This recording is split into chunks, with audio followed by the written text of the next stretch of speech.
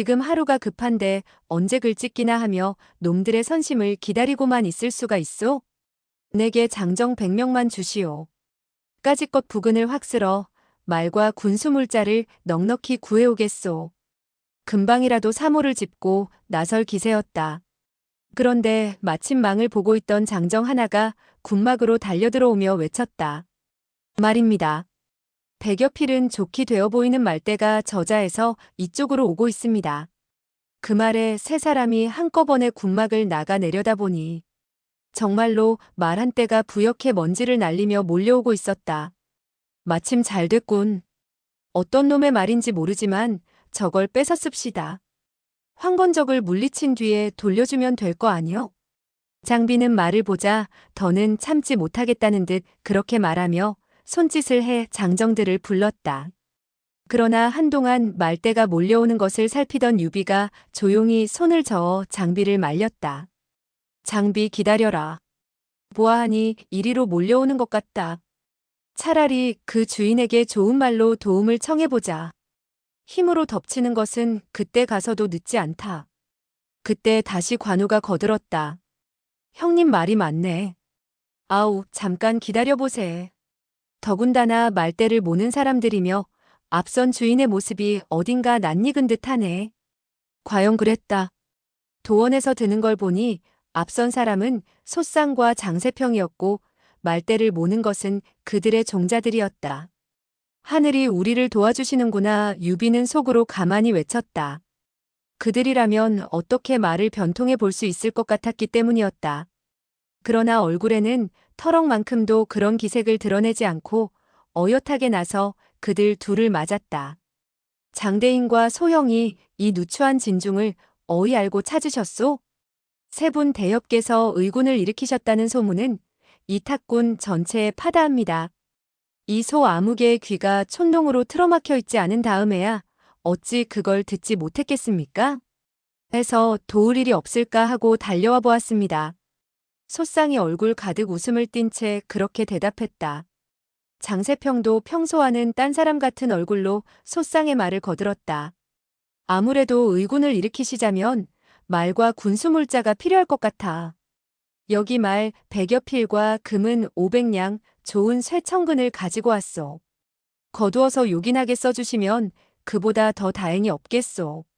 하지만 아직 아무런 공도 이루지 못한 터에 어찌 이토록 많은 재물을 거둬들일 수 있겠소? 찾아주신 두 분의 후의만으로도 이 유 아무개는 그저 감격할 따름이요.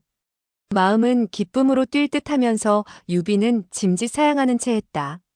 장비가 내다르며 무어라고 떠들어대려다가 유비의 엄한 눈길을 받고 마지못해 입을 다물었다. 소쌍이 다시 그런 유비의 말을 받았다. 유 대엽께서 저희가 너무 생색을 낸다 여기실까 바른대로 말하겠습니다. 원래 이 말들은 팔기 위해 북방으로 끌고 가던 것이었으나 도중에 황건적이 있어 부득이 되돌아오지 않을 수 없었습니다. 오다가 가만히 생각하니 중산으로 끌고 가보았자 말이 필요한 관부의 성화의 성화를 견뎌낼 것 같지 않고 더욱이 도중에 도적대나 만나면 공으로 빼앗기기 십상이라 장대인과 의논하여 이리로 온 것입니다. 금은과 쇠는 마필에 붙은 작은 정성에 지나지 않습니다. 그렇지만 상인은 이익을 무섭게 여기는데 어찌 아무런 대가도 주지 못하면서 이 많은 것들을 받을 수 있겠소? 그런데도 오히려 그렇게 겸손히 말하시니 더욱 손이 오그라드는 것 같소이다. 장사치라고 해서 어찌 나라가 없고 임금이 없겠습니까?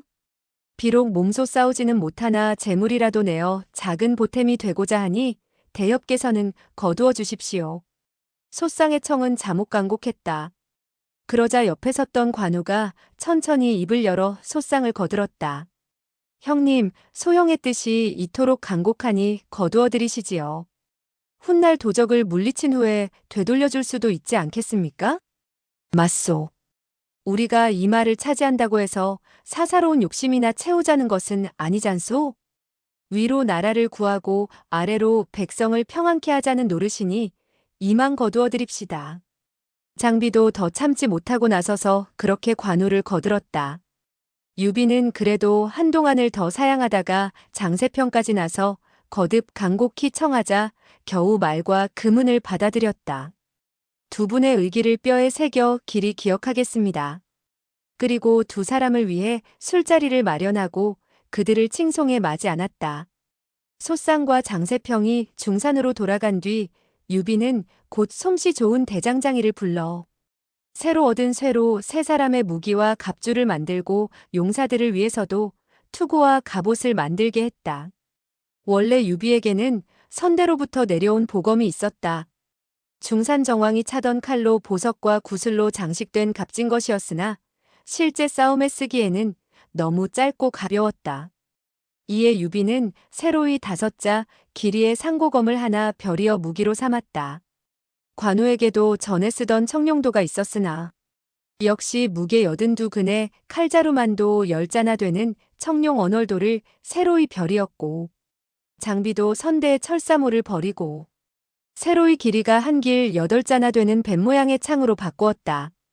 군수 물자가 넉넉해짐에 따라 용사들도 더 받아들였다. 이에 의군의 수는 300에서 500으로 늘어났다. 거기다가 말이 150필에 가깝고 용사마다 날카로운 무기에 갑주까지 갖추게 되니 여느 의군과는 비교도 할 수 없는 정예병이었다. 무기며 갑주, 말, 깃발 등이 갖추어지고 용사들도 어느 정도 대우를 갖출 수 있게 되자 세 사람은 시각을 지체하지 않고 유주성으로 군사를 몰아갔다. 돗자리 장수가 대장이 되었군. 이가촌의 식객도 장수가 되었네. 아니, 저건 술 팔고 돼지 잡던 개망나니 장비가 아닌가. 한다 하는 탁군의 건달들은 싹 쓸어가는군. 그들 의군이 탁현을 떠날 때 구경꾼들 가운데는 그렇게 빈정거리는 자들도 있었지만 유, 관, 장 세 사람의 의기는 하늘을 찌를 듯했다. 유주태수 유언은 장수 세 사람이 의군 500명을 이끌고 당도했다는 말을 듣자 크게 기뻤다. 교의추정을 재촉해 세 사람을 불러들이고 각기 이름을 물었다. 그리고 현덕이 같은 한실 종친인 것을 알고 더욱 기뻐하며 가만히 따져보니 조카 뻘이었다. 조카가 이렇게 와주니 천군만마가 구원을 온 것보다 더욱 든든하네. 아무쪼록 잘 싸워 큰 공을 이루게. 유언은 현덕의 두 손을 어루만지며 그렇게 당부하고 술과 고기를 내어 따라온 500용사를 위로했다. 유현덕의 첫 출전은 그로부터 사흘도 되지 않아 있었다. 황건적의 한 장수인 정원지가 군사 5만을 이끌고 드디어 탁군으로 밀려든 것이었다. 유언은 교의추정을 불러 명했다. 그대는 즉시 유현덕 등 세 사람을 선봉으로 삼아 도적을 막으라. 이에 현덕은 기꺼이 500의군을 이끌고 선봉이 되어 황건적이 몰려오고 있는 곳으로 달려갔다. 탁군 대흥산 아래 이르니 황건적은 벌써 그곳까지 밀려와 있었다. 모두 산바람 머리에 누런띠만 질끈 동인 적의 5만 대군은 들판을 메뚜기 떼처럼 뒤덮고 있었다. 비록 이끌고 온 군사의 100배가 넘는 적세였지만 현덕은 조금도 두려워하지 않았다. 양군이 대치하여 멈추어 서자 말을 달려 앞서 나오며 소리쳤다. 나라에 반역한 도둑놈아, 어서 빨리 항복하지 못하겠느냐? 그런 그의 오른쪽에는 관운장이 2자가 넘는 검은 수염을 휘날리며 82근 청룡도를 들고 서 있고 왼쪽에는 장익덕이 고리눈에 역시 한길 8자나 되는 사모를 들고 호위하고 있었다. 황건적의 대장 정원지는 크게 노했다. 잘 조련되었다는 광군도 누런 깃발만 보면 벌벌 떨며 달아나는데 부대오도 제대로 못 갖춘 잡병 500을 거느리고 유현덕이 그토록 큰 소리를 친 까닭이었다. 가서 저 애송이 촌놈의 목을 베어오너라. 정원지는 부장 등무를 보고 그렇게 명했다. 거기까지는 승승장구에 온 터라 등무는 기세 좋게 말을 달려나갔다. 그걸 보고 현덕 곁에 섰던 장비가 장팔사모를 꼬나들고 마주 달려나갔다. 하지만 가엾게도 등무는 장비의 적수가 되지 못했다. 장비의 손이 들리며 창이 한번 번뜩하는가 싶더니 등무는 한마디 비명과 함께 몸을 뒤집으며 말등에서 떨어졌다. 등무가 단 1합에 꺾이는 것을 보고 자기 편의 사기가 떨어질 걸 염려한 정원지는 누구에게 명할 것도 없이 스스로 칼을 뽑아 춤추며 말을 몰았다. 제가 저자의 목을 얻어오겠습니다. 이번에는 관훈장이 청룡도를 비껴들고 마주쳐 나갔다. 정원지의 운명 또한 등무와 크게 다르지 않았다. 관훈장에 달려나오는 기세에 놀란 정원지는 손 한 번 제대로 써보지 못하고 청룡도에 두 동강이 나서 말 아래로 떨어져 버렸다. 그때껏 하늘 아래 자기들의 대장밖에 없는 줄 알고 있던 황건의 무리들은 그 끔찍한 광경에 완전히 혼이 빠지고 말았다. 한번 싸워볼 생각도 않고 무기를 내던지고 뿔뿔이 달아나기 시작했다. 현덕이 그때를 놓치지 않고 500용사를 휘몰아 덮치니 항복하는 자, 그 수를 헤아릴 수 없을 정도였다. 완전한 승리였다. 그리고 유관, 장 세 사람에게는 서로에 대한 새로운 감격이었다. 관우와 장비에게는 항시 너그러운 미소와 부드러운 목소리로만 이해되던 유비에게 그처럼 지용을 겸한 장수의 재질이 숨어 있었다는 게 놀라움이 아닐 수 없었다. 유비는 유비대로 두 아우의 용맹과 무예가 뛰어난 줄은 알았지만 이토록 대단할 줄은 몰랐다.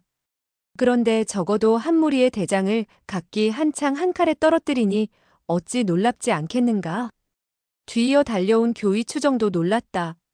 선봉으로 가서 적의 기세나 꺾어주면 다행이라 여긴 유비의 군사들이 그 100배나 되는 적을 여지없이 깨뜨려 버렸기 때문이었다. 턱없이 우쭐거리며 몰려온 시골 장정들에 지나지 않으리란 짐작으로 은근히 유비가 이끌고 온 군사들을 깔보고 있었던 추정은 그때부터 유비와 그의 용사들을 다시 보게 되었다. 일당백이란 말이 있다더니 그들이 바로 그런 일당백의 용사들이었던 것이다. 첫 싸움에서 크게 이기고 돌아오니 유주목 유언은 친히 성문 밖까지 나와 유비의 군사들을 맞았다. 그리고 정곡과 피륙을 풀어 그 공을 상주고 크게 잔치를 벌여 노고를 위로했다. 군사들도 갑주끈을 풀고 마음껏 먹고 마시며 즐겼다. 하지만 오래 쉴 팔자는 못 되었다. 다음 날 청주태수 공경에게서 급한 파발이 왔다. 황건적 수만이 성을 에워싸 곧 함락될 지경에 이르렀으니 급히 원군을 보내 구해 달라는 내용이었다. 그 급보를 받은 유언은 곧 현덕을 불러들여 물었다. 청주가 위태롭다니 어찌했으면 좋겠는가? 우리도 군사가 넉넉지 못한데 실로 난감하구나. 그러나 현덕이 선뜻 대답했다. 이 몸이 구하러 가겠습니다. 길이 멀고 도적대가 횡행하는데 겨우 500으로 무얼 하겠나? 유언은 그렇게 반문한 뒤 한동안 생각에 잠기더니 이윽고 결단을 내린 듯 교의 추정을 돌아보며 말했다. 그대는 유주와 병마 5천을 거느리고 여기 이 유현덕의 뒤를 받쳐 청주를 에워싸매서 구하고 오라. 유언으로는 큰 용단이었다. 나중에 문책을 면하기 위해서라고는 하지만 5천씩이나 빼낸다면 유주가 위태로워지기 때문이었다. 유주 경내 황건적은 이미 깨뜨린 뒤라 마음이 푸근해진 모양이었다. 명을 받은 현덕은 관, 장두 아우와 500용사를 거느리고 그날로 먼저 청주를 구원하러 떠났다. 첫 싸움의 피로가 아직 씻기지 않은 채였지만 사기만은 하늘을 찌를 듯 높았다. 청주성을 에워싸고 있던 황건적들은 구원병이 이른 걸 알자 군사를 나누어 어지러운 싸움을 일으켰다. 성을 에워싼 자는 계속하여 성을 공격하게 하고 나머지는 길을 나누어 여기저기서 오는 구원병을 막는 식으로 머릿수에 의지한 계책이었다. 현덕과 그 아래의 500용사는 거기서도 용감히 싸웠으나 워낙 적의 수는 많고 이쪽은 적은 데다 또 여러 갈래에서 대항해 오니 이길 수가 없었다. 마침내 30리나 군사를 물려 하룻밤을 지내고 관우, 장비 두 아우를 불러 말했다.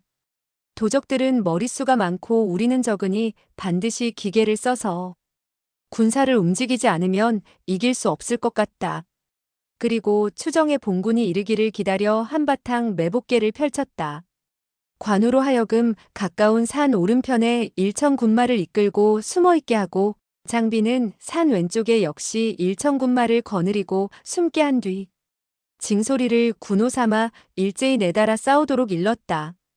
적의 대군을 그리로 유인하는 것은 현덕 자신과 추정이 남은 3천여의 인마로 직접 해볼 작정이었다. 관우와 장비가 어둠을 틈타갑기 일천군마를 거느리고 지정된 곳에 숨자. 현덕과 추정은 날이 밝기를 기다려 남은 군사를 이끌고 다시 청주성으로 향했다. 기치와 창검을 정연히 하고 북까지 울리며 당당히 진군해 가는 것이었다. 그걸 본 황건적들은 다시 그 몇 배의 대군으로 마주쳐왔다. 전날의 승리로 자만심이 생겨 혼전을 벌이고 전공으로 맞서온 것이었다. 양군이 부딪자 현덕은 한바탕 싸우는 채 하다가 짐짓패한 채 군사를 돌려 달아나기 시작했다. 현덕의 매복계를 알리 없는 황건적들은 자기들이 다시 이긴 것이라 믿고 승세를 타 쫓아오기 시작했다. 그런데 십리도 못 가 한 산허리에 이르렀을 무렵이었다. 현덕의 군중에서 일제히 징소리가 나자 산 좌우에서 관우와 장비의 복병이 함성을 지르며 달려나오고 현덕도 말머리를 돌려 역습해왔다. 황건적들은 아직도 머릿수에 있어서는 현덕군의 비교도 되지 않을 만큼 우세하였으나 갑작스레 당한 일이라 당황하고 말았다. 관우, 장비의 복병이 수십만으로 보일 뿐만 아니라 그때껏 얕보며 따라왔던 현덕의 군사들마저 갑자기 몇만으로 불어난 듯한 느낌이었다. 싸울 용기가 난리 없어 눈사태 뭉그러지듯 저들 패거리가 에워싸고 있는 청주성을 바라보고 달아나기 시작했다. 구원을 기다리고 있는 청주태수 공경이 그 좋은 기회를 놓칠 리 없었다. 쫓긴 적이 성 아래로 몰려드는 걸 보자 성병과 더불어 성문을 열고 나와 싸움을 도왔다. 그렇게 되고 보니 다시 앞뒤로 적을 맞게 된 황건적은 당해낼 재간이 없었다. 베이고 밟히고 하면서 극히 적은 수만 목을 붙여 달아났다. 그로써 함락 직전에 있던 청주성은 에워쌈에서 풀려난 것이었다. 공경은 적이 완전히 물러난 걸 알자 현덕 등을 불러 크게 공을 치하하고 소와 돼지를 잡아 군사들을 대접했다.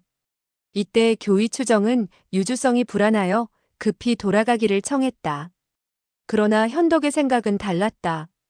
이제 교의께서는 그만 유주성으로 돌아가십시오. 이 몸은 본부 인마와 함께 달리 가봐야 될 곳이 있습니다. 유비의 그 같은 말에 추정이 심히 놀라운 표정으로 물었다.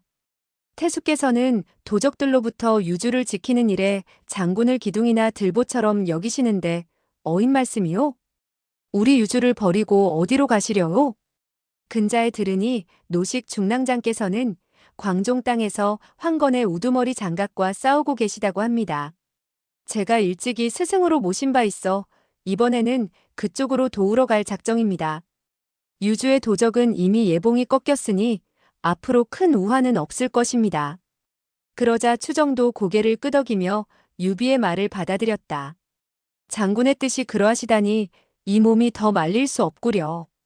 의기가 장하시오. 부디 큰 공을 이루기 바라오.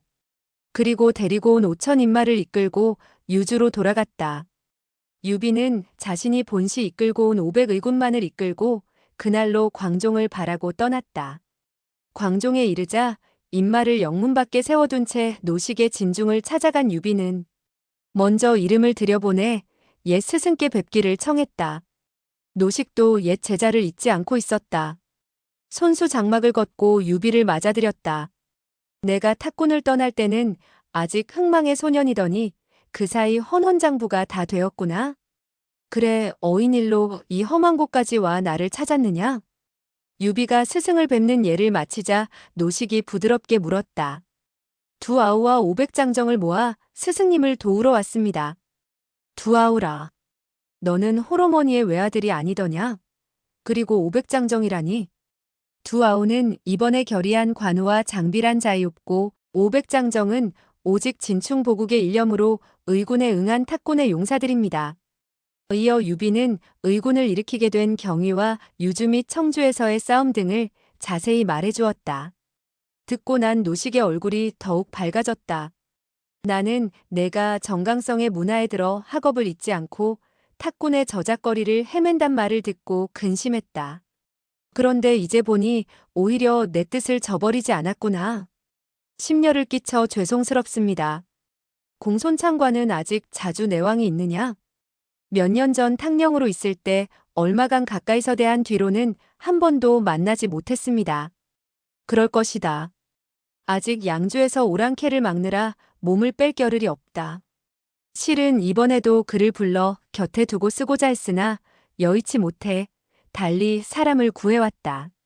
그러더니 노식은 장막 밖에 있는 사졸 하나를 불러 명했다.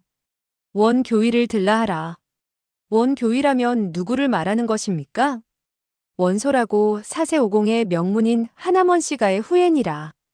이번에 특히 천자께 청하여 함께 데려온 인재니 많지 알아두어 나쁠 건 없다. 원소라면 들어본 이름이었다. 그러나 탁현에만 처박혀 있어 만날 기회가 없었는데 뜻밖에도 그곳에서 만나게 되니 유비로서는 자목 감격스러웠다. 벌써 천하의 이름이 알려진 낙양의 인재를 만나게 되는 이름 없는 시골 청년의 호기심 때문이었다. 원소는 오래전에 나타났다. 처음 원소를 대하는 유비는 그 빼어난 용자의 넋을 잃다시피 했다.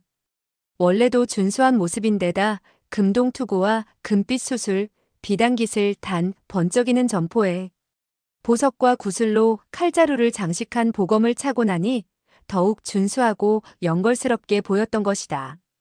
저것이 바로 영웅의 모습이다. 유비는 언뜻 그런 생각까지 들었다.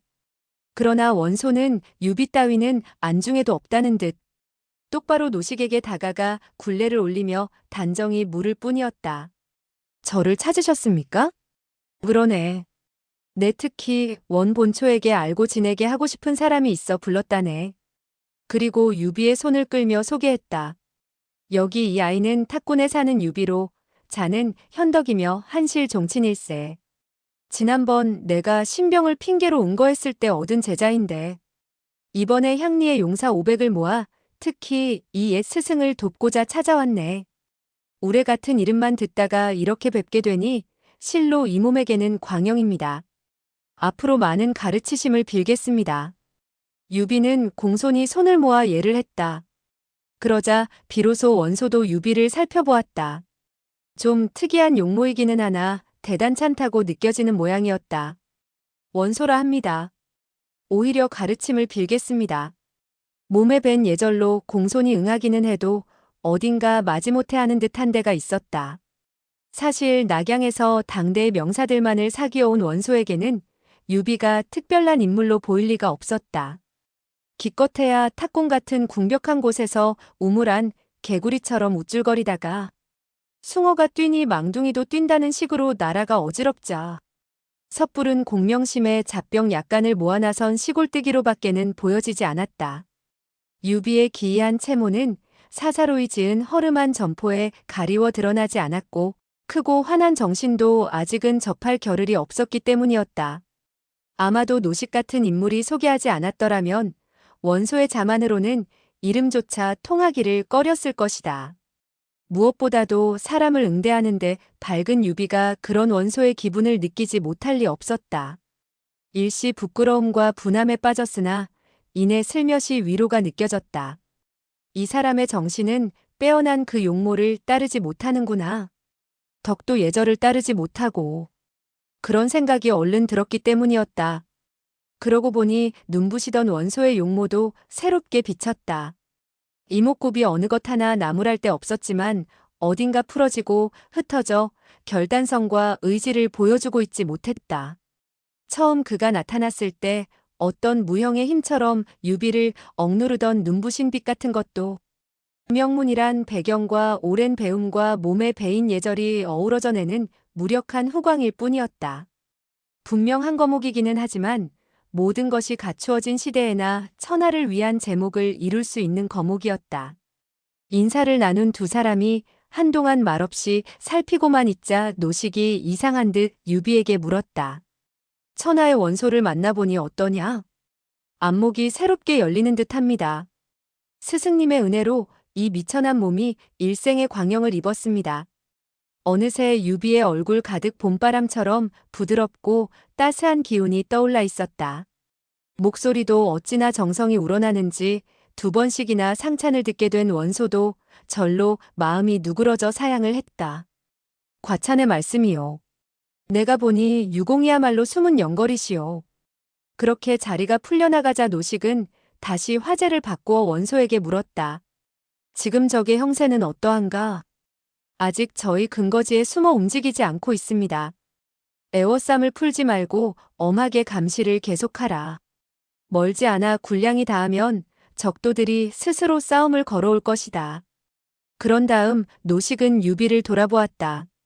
지금 이곳에는 내가 적의 괴수, 장각을 포위해 놓고 있으니 너는 영천으로 가거라. 그곳에는 황보숭, 주전 두 장군이 장각의 아우, 장보, 장량과 대치하고 있는 바 이곳보다 훨씬 형세가 불리하다. 내가 데리고 온 500의군 외에 따로이 1,000군마를 줄 터이니 그곳으로 가서 두 분 장군과 함께 적도를 소탕하도록 해라. 유비는 이왕이면 스승의 막하에서 싸우고 싶었으나 명이 그러하니 어쩔 도리가 없었다. 군사들을 하룻밤 편히 쉬게 하지도 못하고 새로이 받는 관군 1,000명을 더하여 영천으로 떠났다. 그런데 영천에 이르기 얼마 전부터였다. 한 군데 들판에서 지친 장조를 쉬게 하고 있는데 한때 인마가 부옇게 먼지를 날리며 달려오고 있었다. 황건적이 미리 알고 덮쳐오는 것이 아닌가 싶어 싸울 태세를 갖추고 기다렸지만 가까이 오는 걸 보니 반갑게도 관군이었다. 마보군을 합쳐 대략 5천쯤 되었는데 기치와 복색이 붉은 것이 몹시 강렬한 인상을 주었다. 유비가 군사를 물려 길을 내주려 하는데 역시 붉은 말을 탄 젊은 장수 하나가 말고삐를 당겨 멈추어 서며 물었다. 그대들은 어디에 속한 군사들인가? 중랑장 노식 휘하의 일천 관군과 탁현에서 출발한 의군 500으로 이제 영천 황보숭, 주전 두 장군의 휘하로 가는 길입니다. 언제나처럼 관우와 장비의 호위를 받으며 앞으로 나선 유비가 공손하게 대답했다. 그러자 상대도 약간 부드러워진 목소리가 되어 다시 물었다. 귀공은 누구시오? 나는 탁군 탁현에 사는 유비로 의군을 이끌고 노 중랑장을 도우러 왔다가 이제 그분의 명을 받아 영천으로 가게 된 이들 1,500을 맡은 백신입니다. 그러면서도 상대를 살피던 유비는 문득 섬뜩한 기분을 느꼈다. 가늘고 길게 찢어진 두 눈에서 쏟아지는 날카로운 빛 때문이었다. 엷은 입술, 짙으나 숱이 많지 않은 수염, 특별히 빼어날 건 없는 얼굴에 일곱자의 채 못 미치는 붉은 점포와 호화로운 장식에도 불구하고 그다지 돋보이지 않는 용자이었지만 그 몸 전체에서는 이상한 힘이 뿜어져 나오고 있는 것 같았다. 전날 원소를 처음 보았을 때와는 또 다른 충격이었다. 결코 예사로운 인물이 아니다. 유비는 그런 생각이 들자 목소리를 가다듬어 물었다. 장군의 크신 이름을 물어봐도 허물이 되지 않을는지요?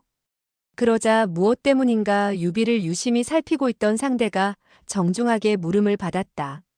나는 초국 폐연에 사는 조조로 이번에 기도의가 되어 5천 마보군과 황보숭 장군의 후진이 되어 적도를 치러 가는 길이요.